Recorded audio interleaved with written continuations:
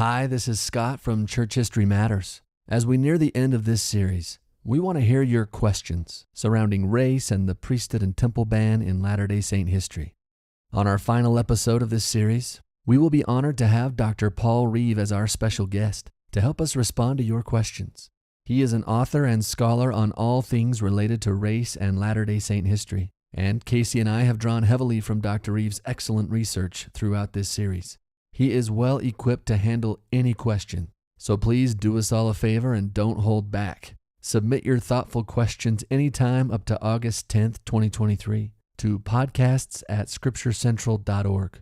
Let us know your name, where you're from, and try to keep each question as concise as possible when you email them in. That helps out a lot. Okay, now on to the episode.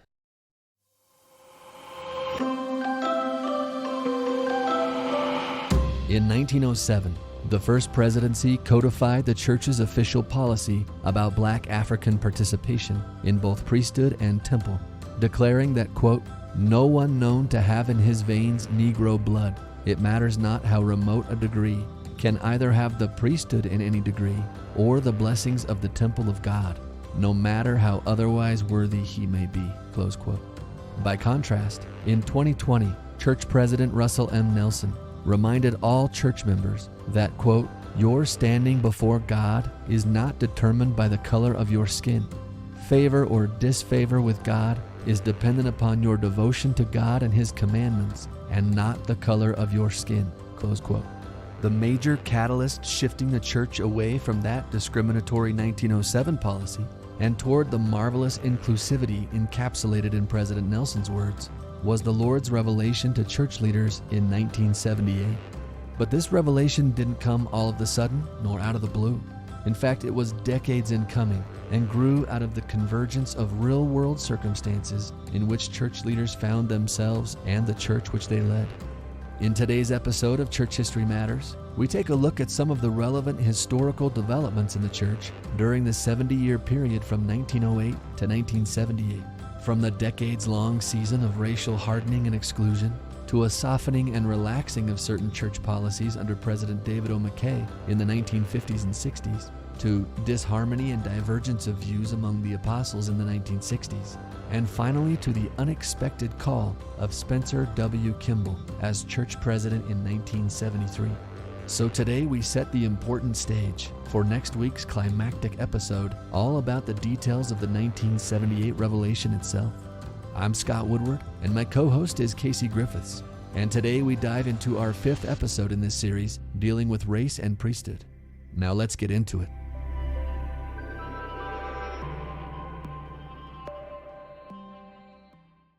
Hi, Casey. Hi, how are you, Scott? Great. You ready to dive in, tackle this next era? Yeah, we are getting to the turn. We're going to resolve the plot. And this is the start of that as we deal with the latter half of the 20th century and what happened with church leaders there. So, Scott, you want to give us a recap of where we've been and then we'll dive in? Yes. Okay, so in our last episode, we acknowledged that although the 1852 year was the first public articulation by Brigham Young of a priesthood ban on blacks, yet there was no official church policy established on the matter at the time. In fact, there really wasn't anything official in terms of church policy on the books until 55 years later in 1907, as far as we can tell. So we traced what happened during that 55-year time period that led to the establishment of this policy. Yeah. And so the long and short of the matter is basically that the priesthood and temple ban gradually became entrenched in the church because of two major factors. Number one, dueling false doctrines, and number two, false memories. Yeah. The two dueling false doctrines that were intended to explain why blacks didn't have rights to the priesthood were, the first one was from Brigham Young, his teaching that blacks were the descendants of Cain, the murderer of Abel, and who were therefore barred from the priesthood as a curse until such a time as all of Abel's posterity would be allowed to receive it. The second false doctrine was Orson Pratt's teaching that blacks were barred from the priesthood as a punishment for some unspecified evil actions in premortality. Brigham Young argued against Orson Pratt's teaching, while Orson Pratt argued against Brigham Young's teaching. Both of these theories were flatly disavowed as false doctrines in the church's official race and the priesthood gospel topics essay. So that's the dueling false doctrines. Then as for the false memories, there were two crucial ones, both involving Elijah Abel. The first occurs in 1879 during an investigation instigated by President John Taylor about whether or not Elijah Abel, a black man ordained to the priesthood in Joseph Smith's day, should be granted his request to receive his endowment and be sealed to his recently deceased wife. President Taylor personally interviewed two old men in Provo, Utah, who claimed to have intimate knowledge of the prophet Joseph's views on blacks. That was Abraham O. Smoot and Zebedee Coltrane.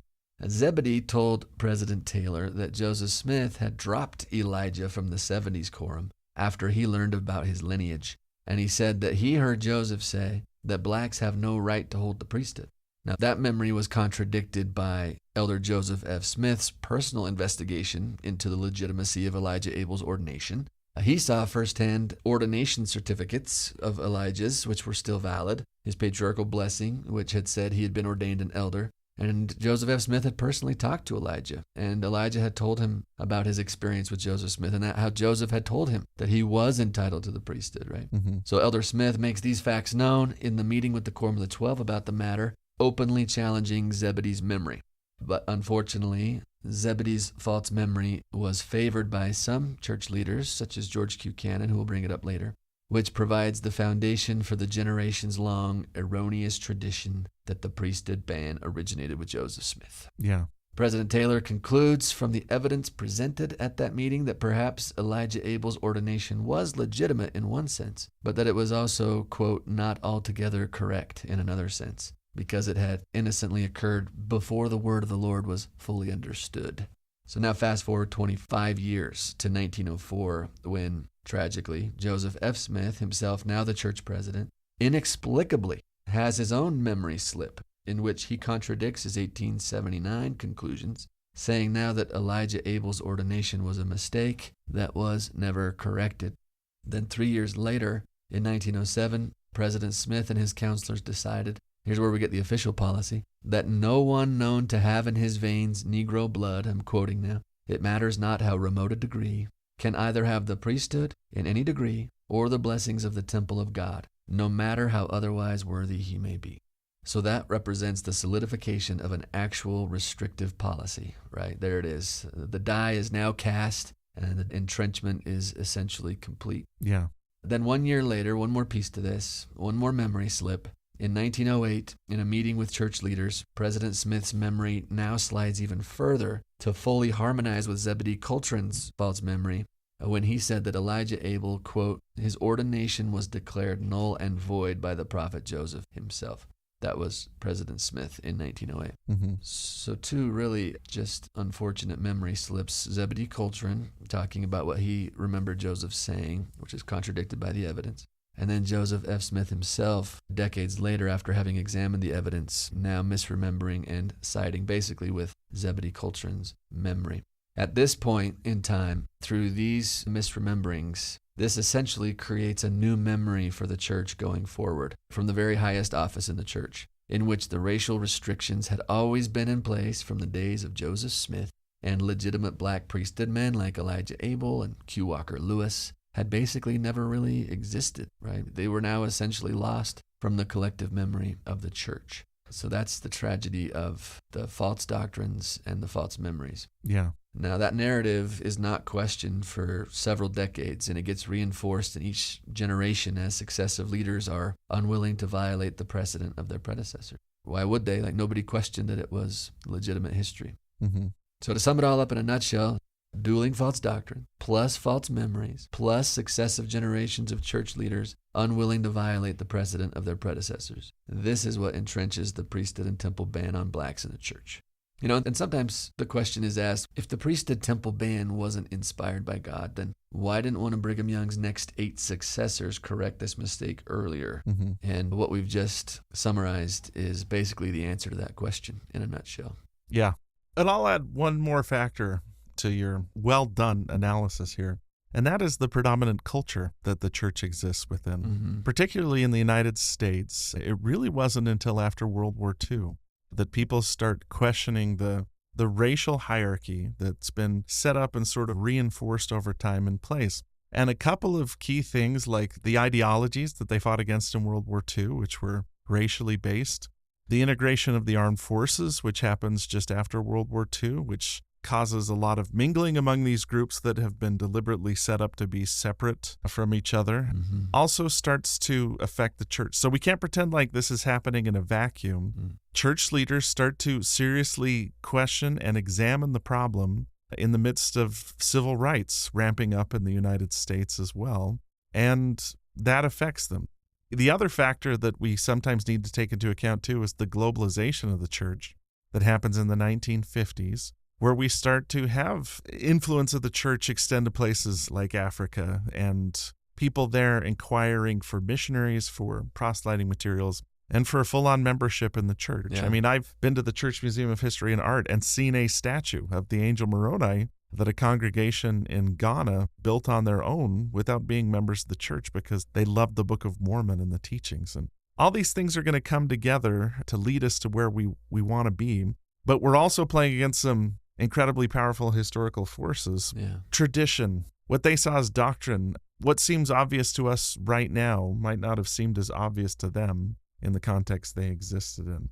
And what we're going to deal with today is the lead up to the 1978 revelation, which is really the first time the entire First Presidency and 12 make this a matter of personal revelation. They seek a revelation from God. Yeah, that's right.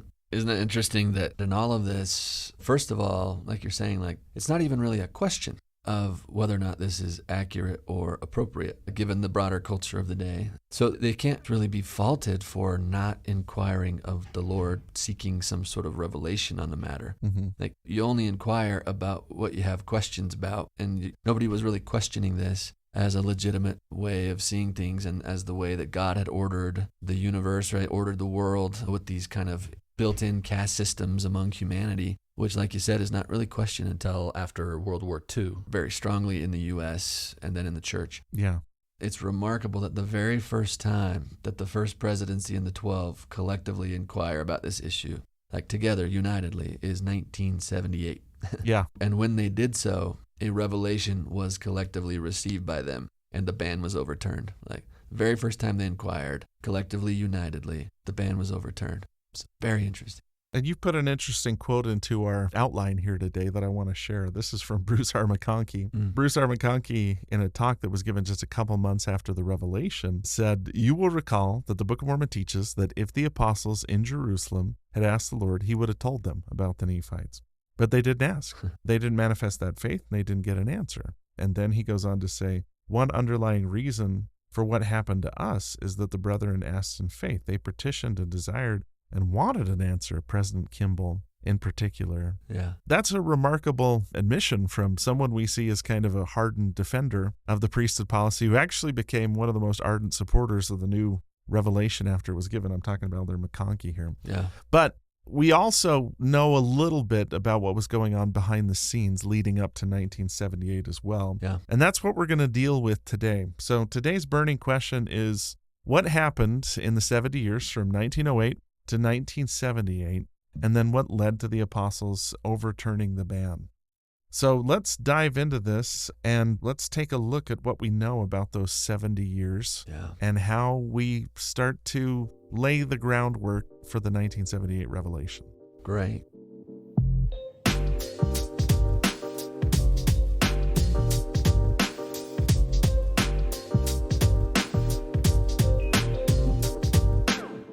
I would say that what happens next, if I was to put a header in our notes, which I did, I would call this header a season of hardening and exclusion. That's how it's going to, from 1908 for the next several decades. More policies of exclusion begin to emerge, particularly as regards missionary work to blacks, right? What I'd call a semi-official soft exclusion of blacks in terms of missionary focus. So, for example, in that same meeting where President Joseph F. Smith had that memory slip about Elijah Abel in 1908, church leaders decided that missionaries, quote, should not take the initiative in proselyting among the Negro people. But if Negroes or people tainted with Negro blood apply for baptism themselves, they might be admitted to church membership in the understanding that nothing further can be done for them. That same year, there was an announcement in the Liahona magazine that our missionaries laboring in states where Negroes abound have been instructed not to deny information concerning the gospel or even baptism to members of that race who earnestly desire the same, but not to make any special effort to convert them. So we'll just kind of softly exclude blacks from even missionary efforts. Even as late as 1920, President Heber J. Grant wrote to a mission president in California, instructing him to tell a sister who was struggling with segregation in the church. He said, quote, "We should bear in mind that our mission is not directly to the Negro race." So in this time period, so over this next, about 12 years, we have these kind of semi-official policies that are instructing missionaries to not directly seek black converts. Yeah.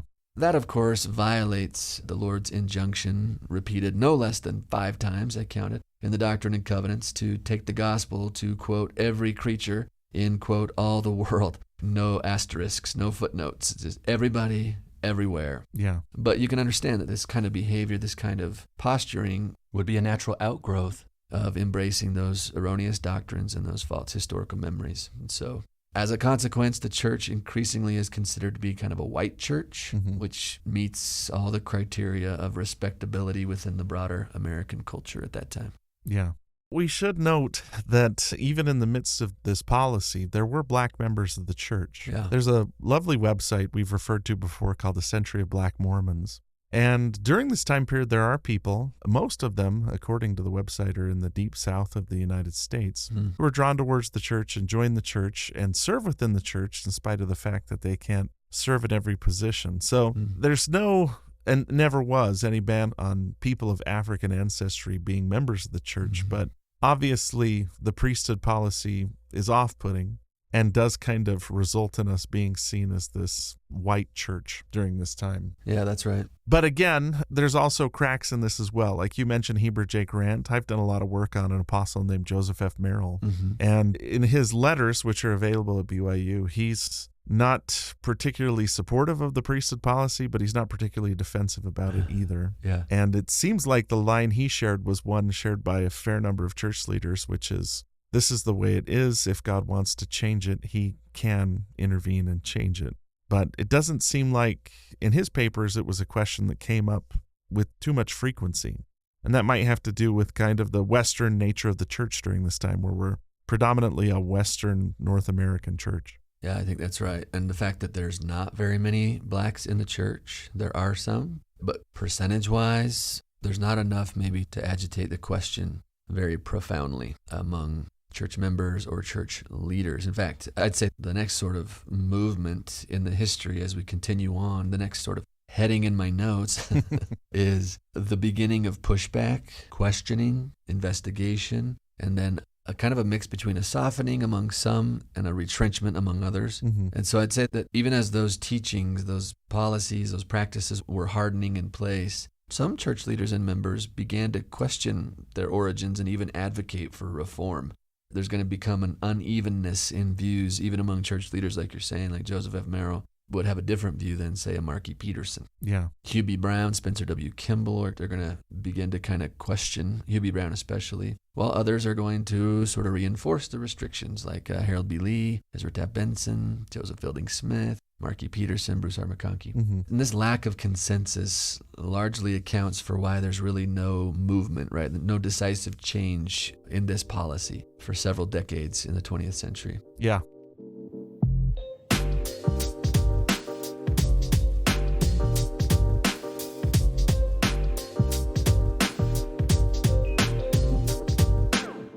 Maybe the first moment of like kind of questioning that's kind of historically significant is in 1947. Let's maybe talk about this. The First Presidency at this time assigned a fellow named Heber Meeks, who was president of the Southern States Mission, to explore the possibility of opening up missionary work in Cuba.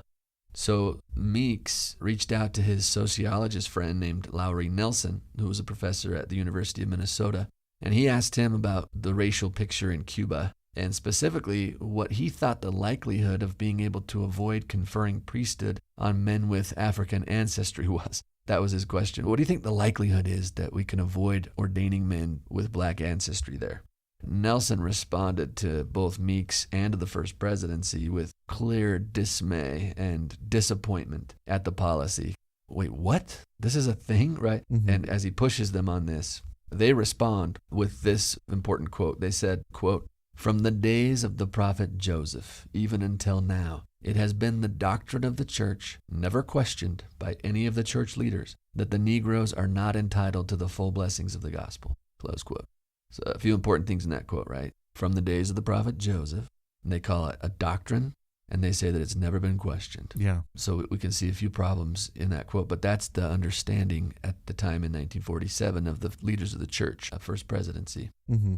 In 1949, the First Presidency of George Albert Smith, they'll respond to inquiries into the policy. People would write letters and ask the First Presidency, can you please clarify the church's position on blacks, priesthood ordination? And they would respond with this kind of ready response, which is this, quote, "It is not a matter of the declaration of a policy, but of direct commandment from the Lord, on which is founded the doctrine of the church from the days of its organization, to the effect that Negroes are not entitled to the priesthood at the present time." You can see right there again how entrenched this idea is. Mm-hmm. It's a commandment from the Lord, it's a doctrine, and it began in the days of Joseph. That's just fully hardened in place and not really questioned until President David O. McKay becomes president of the church. So he becomes president in 1951, and then apparently it's said that in 1954, President McKay appointed a special committee of the 12 to study this issue, like try to get to historical bedrock. And from the result of that special committee was the conclusion that the priesthood ban had no clear basis in Scripture, but that church members were not prepared for change, was the report. Isn't that interesting? Yeah. 1954. That's interesting. And a genuine concern among them is how church members would respond to this. Yeah.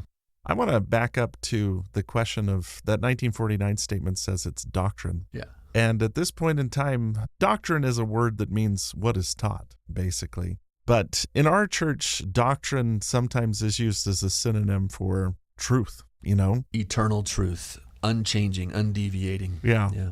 And it seems like one of the nuances that President McKay introduces in the discussion that we really need to give him credit for is asking, is this a doctrine, as in a truth, or is this a policy?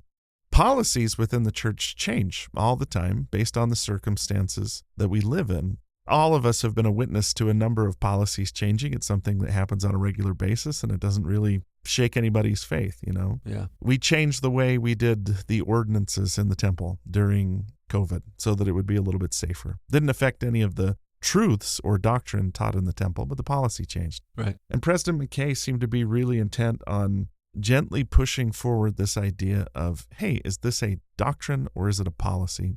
Policy we can change. A doctrine we have to get revelation from God to alter. And I think that was part of the intent behind this committee to study the scriptures. Is another characteristic of doctrine is it's generally found in the canon. And outside of that reference in the book of Abraham, there wasn't a lot of support to say that this was a doctrine. Right. If it's a policy, then we can work with it. And President McKay starts to take gentle movements. For instance, in 1954, he discontinues the practice in South Africa of requiring a person to trace their ancestry to prove that they have no black ancestors. The not a drop policy, which was never really feasible, if we're being honest with ourselves here. And he also, in a place like Fiji, if you visit Fiji, the natives of Fiji have African features. You would assume that they're descendants of African individuals, but that's just what native Fijians look like, and there's no link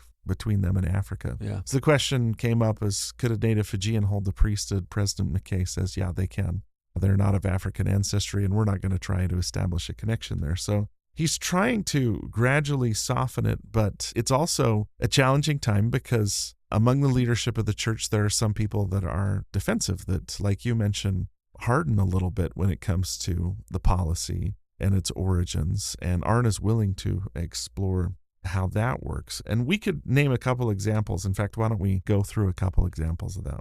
Yeah, one example would be in 1954, and these are just well-documented examples, where in the aftermath of the watershed Supreme Court decision in Brown v. Board of Education, right? This is huge. This overturns segregation as a legal thing, right, in the United States. Mm-hmm. In the aftermath of that, Elder Markey Peterson of the Quorum of the 12 speaks at BYU and publicly pushes back against that Supreme Court decision, saying, quote, "I think the Lord segregated the Negro, and who is man to change that segregation?" Yikes. He then reaffirms that the descendants of Cain were denied the priesthood, which was an act of segregation by God. God himself segregated the Negro. So that's very public pushback from Elder Peterson, who was not alone in his instincts toward this conservative retrenchment in light of societal change. Mm-hmm. So that's one example. Another example would be just a few years later, Elder Bruce R. McConkie, who at that time was in the presidency of the 70, he publishes a book called, famously, Mormon Doctrine. It's kind of a dictionary-esque, right? Almost encyclopedia-like, A through Z. Mm-hmm. If you looked up entries on like caste system or Negro or descendants of Ham or Cain, you would find this same idea. This is after Brown v. Board of Education. This is when President McKay is softening things. At that same time, Elder McConkie is retrenching this idea that the doctrine is that descendants of Cain cannot hold priesthood, that this is a divinely ordained caste system. So kind of that same cloth as Elder Markey Peterson. Mm-hmm. So we have different movements even within the quorum. In fact, in 1961, President McKay calls into the First Presidency Hugh B. Brown. Mm-hmm. Hugh B. Brown is probably the most open to change of any of the apostles at this time. He'll work behind the scenes throughout this decade to try to overturn the restrictive ban. He firmly believed it was just a policy. And if it's a policy, it could be changed. And so let's change it. Mm-hmm. In fact, this is hard to pin down because we don't have access to the actual minutes of the meeting where this apparently took place, but there's reports in Hugh B. Brown's own family history that he put it to a vote in the Quorum of the 12 and got a majority to side with him that we should just change this policy. This is in the 1960s. But then when Elder Harold B. Lee found out about that, who was absent at that meeting, that he then came back and said, whoa, we got to be careful with that. This is a doctrine. And doctrines can only be changed by revelation. Yeah. So you have that dynamic at play where some of the apostles are feeling like this is a policy, probably an erroneous one, according to Hugh B. Brown. Mm-hmm. And then others like Harold B. Lee that feel like, ooh, let's be careful. This is a doctrine. If this came from God, we can't change it but by revelation. Mm-hmm. And then Elder Markey Peterson and others felt the same. But at the same time, we have President McKay, like in Brazil. Do you want to talk about Brazil? Yeah, Brazil, as most people are aware, has a large African population. And as the church extends into those areas, in fact, a pattern that we need to point out here is that the frontiers of the church were affecting the headquarters of the church here. Mm. A lot of times these questions were coming up because of areas the church was growing into and the question of how we're going to deal with that. For instance, just about a year ago, Harvard Heath published David O. McKay's diaries that were kept by his secretary, Claire Middlemas. And they don't have everything in them, but one of the things that they do show is members of the First Presidency in 12 considering the question of establishing the church in African countries. And one of the proposals was, we haven't gotten a revelation to change the policy, but could we just give them the Aaronic priesthood? They need the Aaronic priesthood at least if they're going to have their own congregations just to bless the sacrament and perform basic ordinances like baptism, or they're going to be totally dependent on missionaries that come from outside their country to do those things. Yeah. And so they're having lively discussions about this, but one of the things that is a major question during this time is, like you mentioned, Hugh B. Brown says that a majority of the church leaders agreed with him, but it wasn't a total lock. It wasn't unanimous. There were still people that dissented, and the sources seem to indicate that the primary source of their dissent was, we can't change something this major without a revelation. No. And that's a genuine concern if they're moving against decades of precedents and decisions by church leaders. They just want to be sure that the Lord is on board with this. And so it takes a lot of time to work towards it, and it's kind of 2 steps forward and 1 step back. For instance, in 1963, Hugh B. Brown speaks in General Conference in favor of civil rights. A couple years later, Ezra Taft Benson, also in General Conference, said that he thought the civil rights movement was dangerous, that it was linked to communism, and believed that it was intended to destabilize the harmony of the United States. So there's lively discussion in private and in public happening. Yeah. They had to have known a little bit about how each other felt, and they're having these discussions play out before them. I remember in my early 20s, I heard President Hinckley in General Conference say something like this. He said, "I can testify that the church quorums are as united as they've ever been in the history of the church." I remember thinking, weren't they always united? Haven't they always been just like totally harmonious and everything?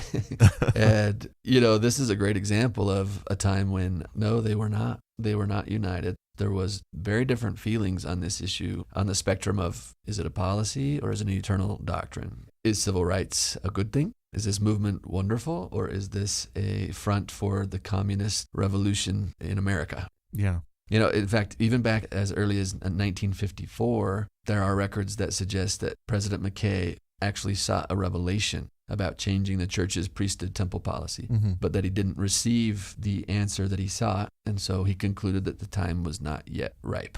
So that's interesting, and we're only working on secondhand accounts as we try to reconstruct details of that, so it's kind of hard to get at. But one crucial thing about 1954 is that there was not unanimity in the quorum. Yeah. One thing that President McKay did not do, which President Kimball will do and do very effectively, is to seek consensus among the apostles first before they take the question to the Lord. And so changing that policy with such a wide variety of feelings on it among the apostles could have been disastrous. Yeah. Not because it wouldn't have been the right thing to do, but if church leaders weren't on board or not unitedly on board, that could have been a major problem. Yeah.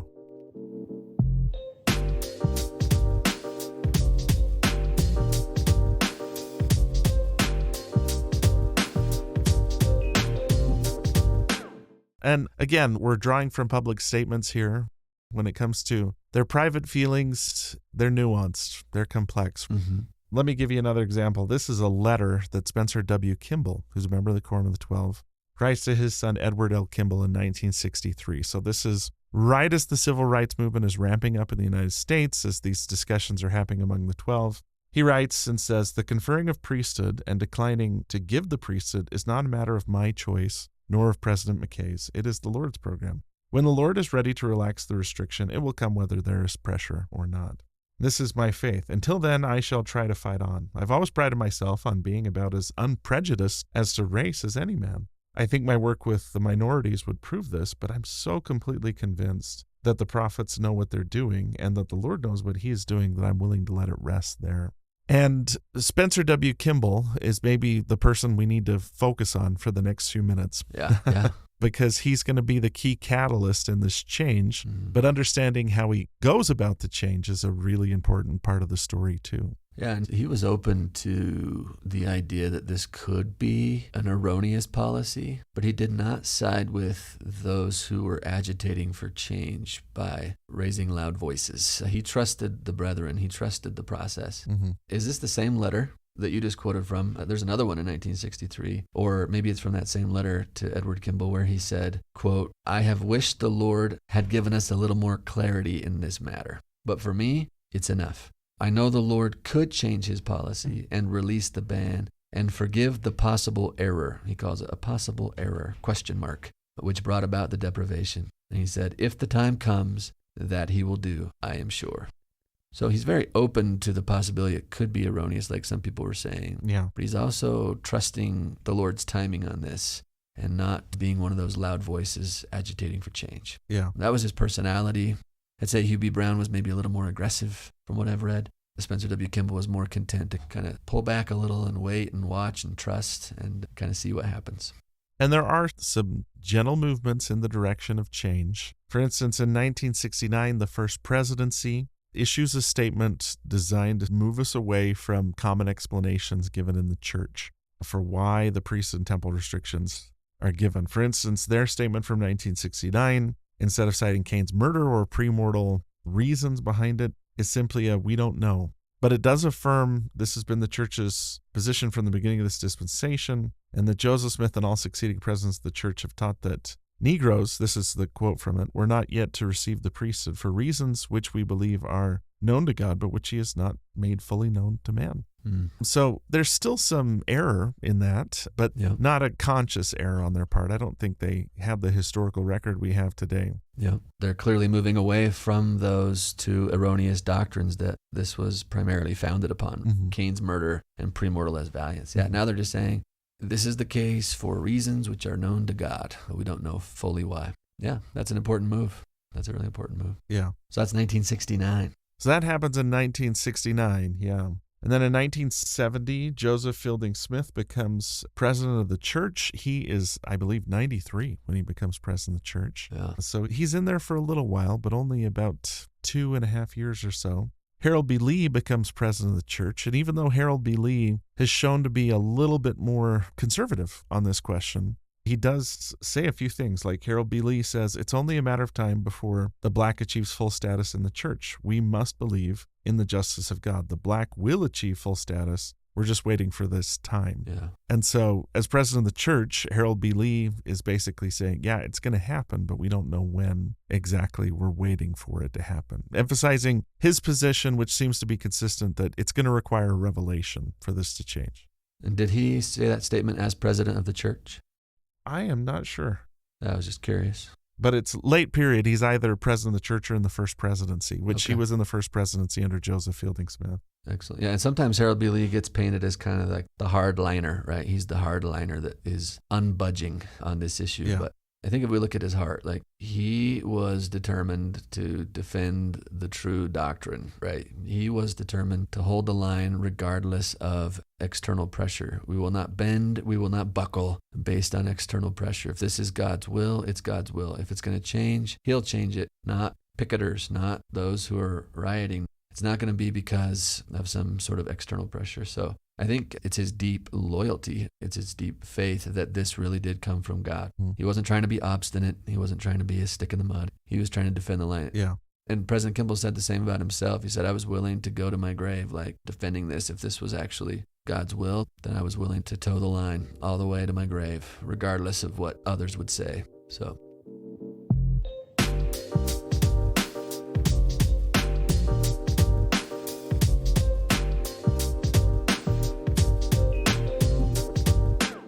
Now, one thing we should mention here too, and this is sort of a parallel event in the history of the church, is that Harold B. Lee becomes president of the church when I believe he's 73 years old. That's a baby. Young, he's healthy, he's hardy. Yeah, he's a young whippersnapper. And there's people from this time talking about how they expected Harold B. Lee to be president of the church for 20 years or so, based on his age and the fact that the previous church president was 95 when he passed away.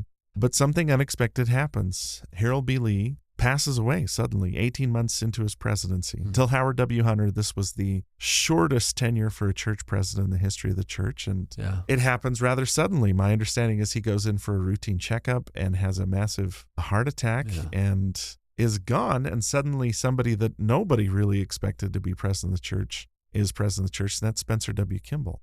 A guy full of health problems and heart problems. And President Kimball comes from this kind of unique background where he spent a lot of his life working with minority populations. He grows up in Arizona. He feels a special calling to work among the American Indians, to assist and help them. And he's probably one of the more progressive voices among the 12 when it comes to this question. At least we know he has a really intense desire to find out what the Lord's will is concerning this. Yeah, in 1973, when he became president of the church, in fact, shortly after he becomes president, he wrote another letter to his son, Edward. We're so in debt to Edward Kimball, by the way. Like, he has given us so much behind the scenes in the inner workings of his father, President Kimball. Yeah. And what we're going to include in the show notes, his tremendous article that has been published in BYU Studies on this. So good. So we've actually been citing it all throughout today without having said that out loud. So there you go. He's so good. So here's a letter that his dad wrote to him right after he became president of the church. President Kimball said, quote, "Revelations will probably never come unless they are desired." And then he said, "I believe most revelations would come when a man is on his tiptoes, reaching as high as he can for something which he knows he needs, and then there bursts upon him the answer to his problems." That's such a great letter, and it's such a great description of what's going to happen in the next 5 years. Yeah. President Kimball begins reaching, standing on his tiptoes for that revelation that will come in 1978. And so we're excited to talk about that. We're going to talk about that in our next episode. But any final thoughts you want to say in this episode as we wrap up, Casey? Just this, President Kimball comes onto the scene, and he's who we're going to focus probably the movement towards the 1978 revelation on. Yeah. But there's lots of things swirling in the mix here. Ed Kimball, in his excellent article, points out that black members of the church started to receive promises and their patriarchal blessings of priesthood and temple blessings, of missionary service. A gentleman I was acquainted with when I served a mission in southern Florida was a black member of the church prior to the revelation, and he talked about the same thing too. And so there's lots of forces coming together on the frontiers of the church and at church headquarters to make what happens in 1978 possible. You know, here we are 44 years removed from that. We sometimes don't appreciate all the obstacles as well that had to be overcome. And what we're going to talk about in the next episode is really a masterclass in how a person seeks consensus and revelation from God in a kind of hostile environment. President Kimball is really wonderful in the way he goes about this. Yeah, we're going to see what it means to study an issue out. Sometimes we think that revelation just comes super easy to prophets. Yeah. I remember I was in a small group where somebody suggested that to Elder Richard G. Scott. They said, oh, apostles and prophets just ask and revelation just comes. And he just kind of chuckled at that. And he said, no. He said, there's a great price to pay for revelation. And so, yeah, there's no better, more intimate view into the difficulty and challenge and beauty of that process, as is the process that President Kimball goes through to receive this revelation. So, yeah, we look forward to looking at that in detail, talking about that in our next episode. All right. Thank you for listening to this episode of Church History Matters. Join us next time as we carefully explore the price a prophet paid to receive one of the most influential revelations of the last 100 years in the church. We'll look at both his personal preparation and, significantly, the ways in which he helped prepare his fellow apostles to receive this revelation jointly with him. It truly is a masterclass in seeking revelation. Today's episode was produced by Scott Woodward and edited by Nick Galletti and Scott Woodward, with show notes and transcript by Gabe Davis. Church History Matters is a podcast of Scripture Central, a nonprofit which exists to help build enduring faith in Jesus Christ by making Latter-day Saints scripture and church history accessible, comprehensible, and defensible to people everywhere. For more resources to enhance your gospel study, go to scripturecentral.org, where everything is available for free because of the generous donations of people like you. Thank you so much for being a part of this with us.